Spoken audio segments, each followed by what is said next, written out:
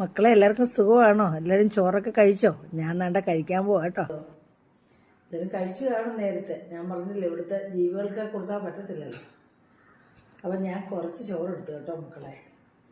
ഇന്ന് ഞാൻ പ്രത്യേകിച്ച് കറിയെന്ന് പറഞ്ഞാണ്ട് ഇത് സോയാ ചങ്ക്സ് തോരനാണ് കേട്ടോ.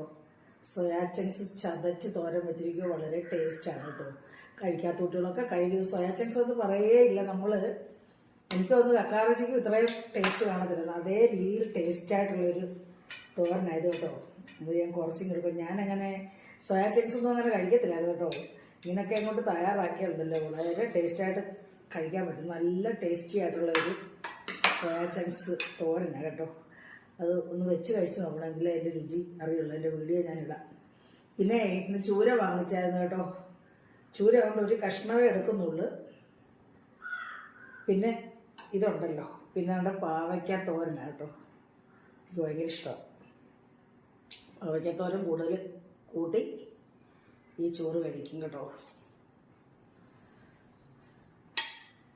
അതാണ്ട് ഈ സോയാ ചങ്ക്സ് വരട്ടി ഞാൻ കഴിക്കും കേട്ടോ. നല്ല ടേസ്റ്റാണ്.